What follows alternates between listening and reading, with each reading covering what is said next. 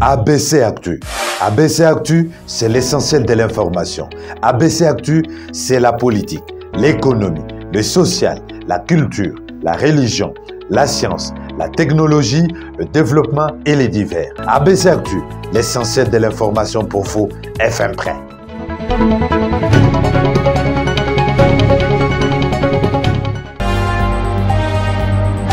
Honorable Princesse Dominique Munongo Inamizi, au Palais du Peuple ce vendredi 9 février 2024. Le lieu de Luboudi, dans la province de Lualaba, sous le label des Ensemble pour la République de Moïse Katumbi Chapwe, est venu se faire identifier et récupérer la documentation pour député national comme élément de bord durant toute sa législature. Le double brassard de Luboudi et au cadre des Ensemble pour la République regagne bien sûr le Parlement après avoir eu le feu vert de son parti pour siéger. Disons qu'Ensemble pour la République a tenu une réunion du comité directeur et celui des sages élargi aux élus et personnalités du parti du 5 au 6 février 2024 en vue de se décider. Je suis là parce que j'ai été réélu dans le territoire de Luboudi. Je suis arrivé il y a 4 jours, comme vous le savez. Nous allons travailler, siéger, tel que mandaté par la population du territoire de Luboudi. Ce retard attendait, et le mot d'ordre du parti, vous savez, un parti politique c'est la discipline. Et Ensemble pour la République, le président souhaitait qu'il y ait d'abord une rencontre des hauts cadres qui puissent statuer si nous devions siéger ou pas. Et donc la décision est tombée avant-hier, nous pouvons siéger valablement et c'est comme ça que nous sommes venus aujourd'hui. Sur quel thème placez-vous cette législature? Le développement, parce que tel que j'ai vu sur terrain, vous savez comment chaque année d'abord je rentrais, c'est ça l'avantage que j'ai eu par rapport à d'autres collègues peut-être qui ont échoué, mais chaque année je rentrais chez nous et je voyais progressivement ce qui se passait, les efforts qui étaient faits et ceux qui devaient être améliorés. Donc je crois que ça sera le développement et puis ça sera aussi l'environnement. J'ai vu, parce que vous savez que nous sommes dans une province à caractère minière et surtout le territoire de Luboudi, nous sommes vraiment en plein dans les mines et l'agriculture. Donc je voudrais vraiment que les populations sachent comment combiner les deux, ne pas seulement se focaliser sur les mines, mais savoir qu'il y a l'agriculture parce qu'on a besoin de manger. Donc ça c'est très important, ce serait mes chevaux de bataille cette année. Honorable Princesse Dominique Munongo Inamizi a réitéré ses remerciements à sa base pour l'avoir encore donné confiance pour la seconde fois et elle a promis de se battre davantage pour elle. Territoire ya Luboudi ni furaha kubwa sana. Unaniona mimi wenu mama Inamizi, mimi Afrika. Mlikuwa naniita mama, bali nikataza kusiege mama bitakwaje? Bale tuchikia papa Katumbi Chapwe anejikasema mwende mkasiege. Ni mutayua kuyua respecter mot d'ordre à parti, na ku respecter constitution yetu. Donc ni kwa papa Kinshasa kazi itakuwa mingi mnayua memwetu niko nongoja mko nanitumia ma feedback kama kwa mambo kule mnasema mama huko kwetu kuko mambo fulani ni huko mimi nayo kunisemea na kutumika mpaka vile mnatukaka kila mwaka.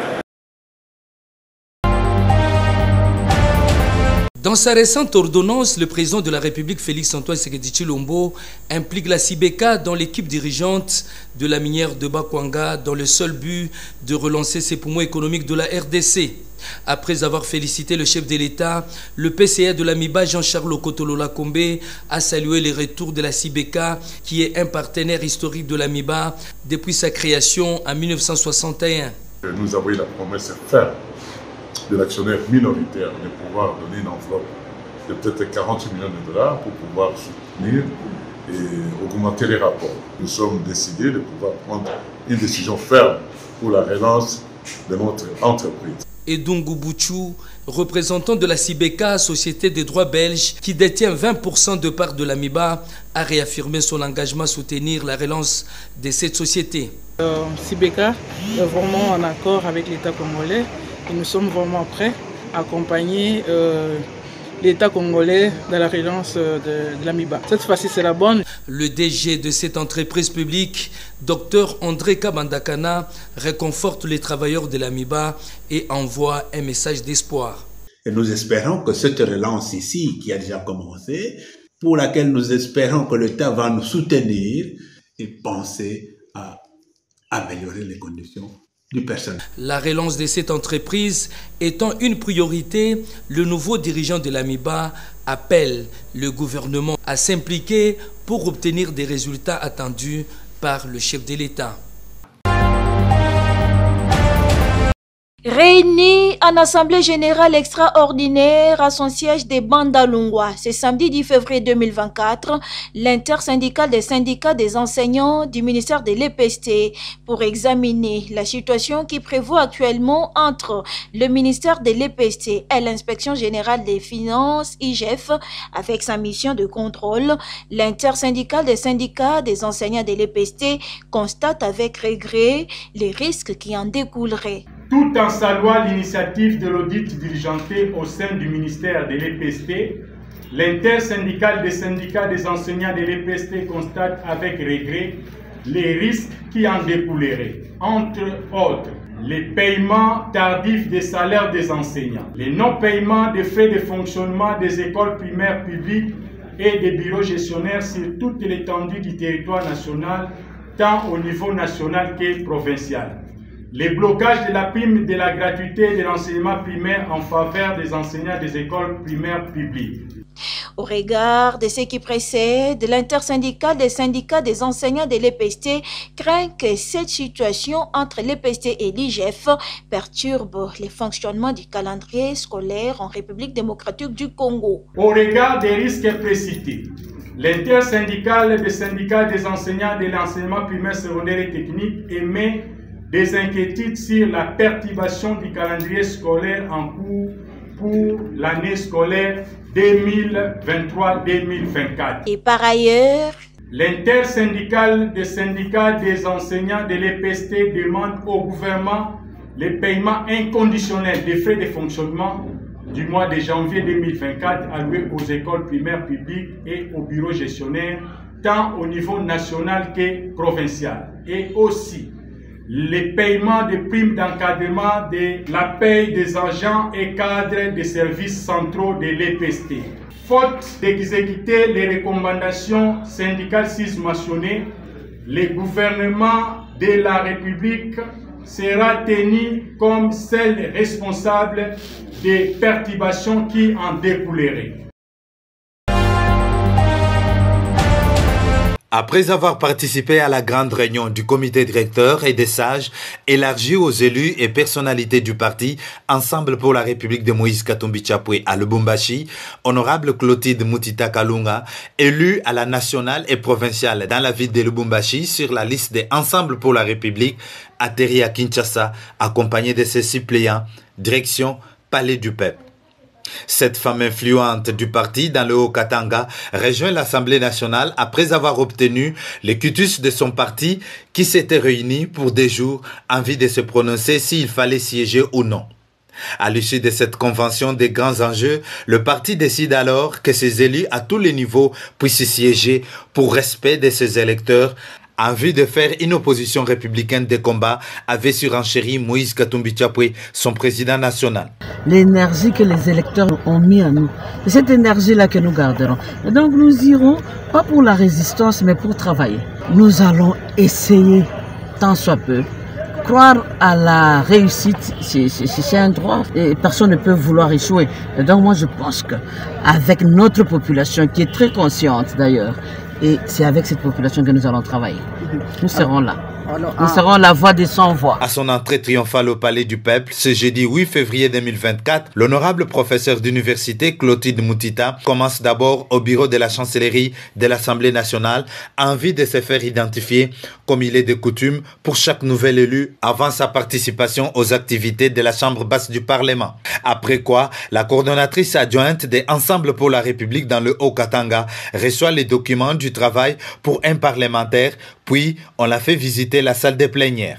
Effectivement, c'est pour la toute première fois élu de la ville de Lubumbashi. J'ai dit sincèrement merci à mon électorat, et donc la population louchoise.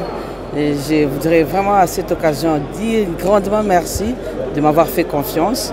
Et me voilà sur la capitale, donc là ils m'ont mandaté et me voici arrivé. Nous venons d'être reçus par la chancellerie et tous les services d'appoint.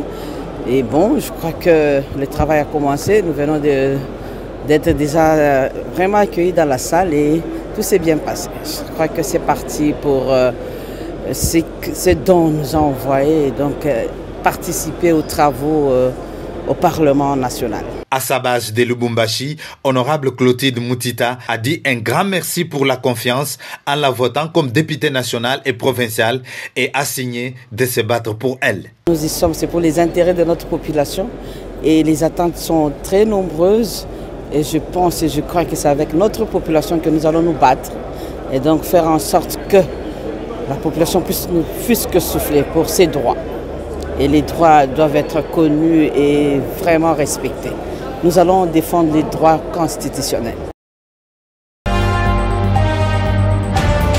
Paradoxalement, à la nouvelle qui s'est répandue comme une traînée de poudre sur les réseaux sociaux faisant état de l'enlisement de ces travaux dans le centre-ville de Lodja, la société Eris Afrique ayant gagné les marchés ne lésine aucun moyen pour finir dans le délai de ces travaux et cela malgré les difficultés d'ordre atmosphérique. Comme d'aucuns ignorent, lutter contre l'érosion du type Jacob n'est pas une sinécure mais de la technique des génies pour un aboutissement escompté. C'est dans ce cadre qu'il se doit de comprendre que la réalisation correcte du travail de lutte anti-érosive implique deux étapes à observer scrupuleusement. Remblayer les creux laissés par l'érosion avec de gros moyens et petits éléments. Procéder à la construction de drains ou collecteurs pour évacuer les eaux de ruissellement hors zone de l'érosion jusqu'au point bas. En effet, la société Eris Afrique avait voulu d'abord prendre le taureau par le corne en commençant par la construction du premier collecteur sur l'avenue méthodiste pour orienter les eaux des quartiers Okitandeke et Dingo, Kalemi, Diengenga s'en est suivi de la construction depuis des rétentions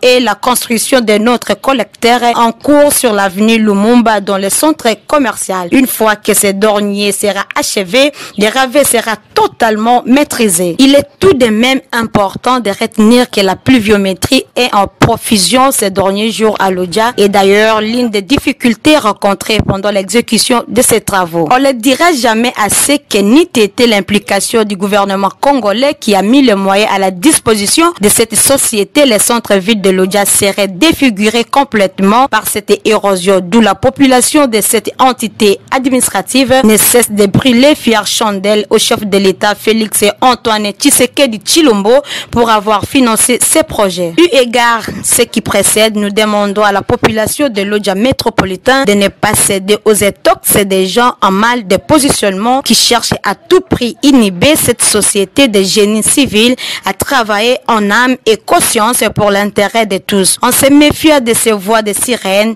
nous allons tous nous serrer les mains pour bâtir notre cher territoire, a fait savoir un cadre de cette société.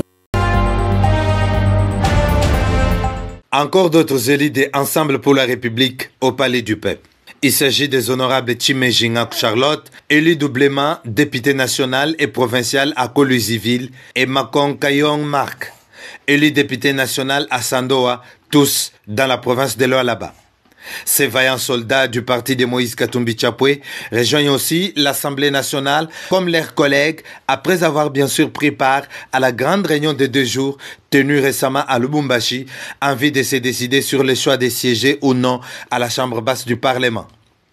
N'optant pas pour la politique de la chaise vide, Ensemble pour la République a, à l'issue de cette convention, donné le feu vert à tous ces élus à tous les niveaux de siéger.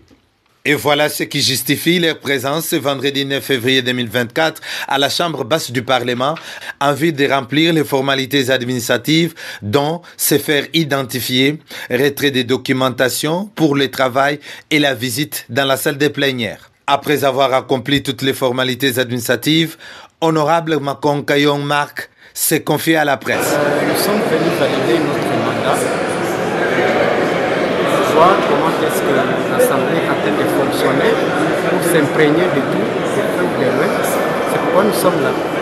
Et pas du tout traîner, sauf qu'il fallait d'abord se voir avec l'autorité morale du parti. Vous ne pouvez pas vous réveiller tard pour se précipiter avec les choses. Il fallait d'abord qu'on puisse suivre les lignes de conduite, faire une réunion stratégique avec notre président du parti. Et enfin, voilà, nous sommes là, les représenter à 100%, qui nous donnent encore confiance. On est là et nous allons suivre de près tout ce qu'il faut faire. À leur base, un grand merci pour avoir opéré leur choix sur eux pour les représenter à la Chambre basse du Parlement et défendre leurs intérêts pour le développement à la base.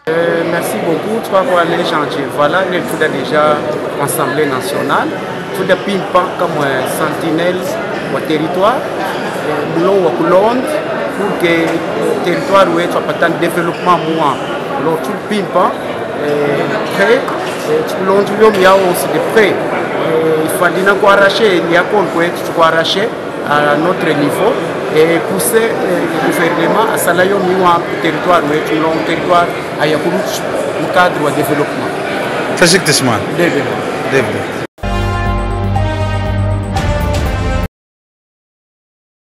Les vitres et consoles madères des installations du poste en pose de la SNEL Matadi caillassées, présence de pierres utilisées pour les projectiles, les bureaux du chef de poste saccagés et les machines endommagées, c'est l'image qui présente l'acte de vandalisme par les jeunes gens habitant les environs de ce poste desservant à plus de 70% de la ville de Matadi en courant électrique. Selon les explications de la part du chef de poste témoin de cet acte incivique, dans la nuit de mercredi à jeudi 8 février 2024, tout est parti de la colère de la population suite à la défaite de Léopard face à la Côte d'Ivoire. La bande incivique décide de paralyser les installations de la SNEL Mpozo par le jeu de pierres jusqu'à plonger les 3/4 de la ville dans le noir. Le rétablissement est intervenu quelques heures plus tard après l'arrivée des éléments des forces de l'ordre.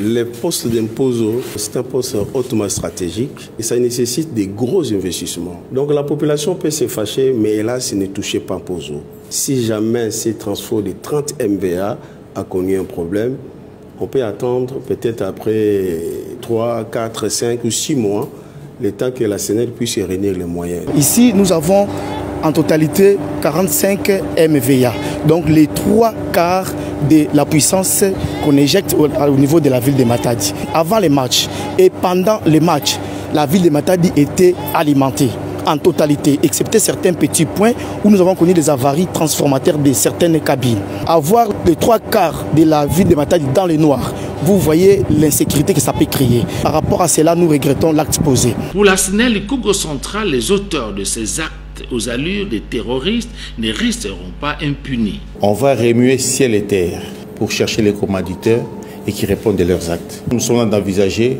la sécurisation physique du site et mettre à l'abri notre ouvrage qui nous est très cher.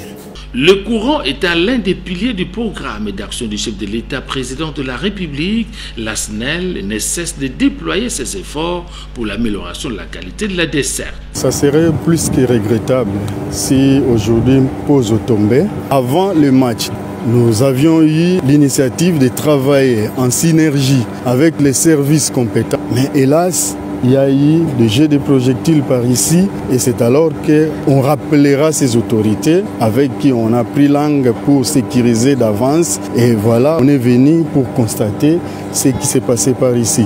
Donc on les regrette, mais je veux toujours remercier ces autorités qui nous accompagnent. Ainsi, les dispositions sont prises pour bien mener les enquêtes et par ailleurs, la SNEL s'attelle à sécuriser ces installations devenues cibles des inciviques dont la première action a eu lieu le jour de la victoire des Léopards sur l'Égypte dans le cadre de la CAN Côte d'Ivoire 2023.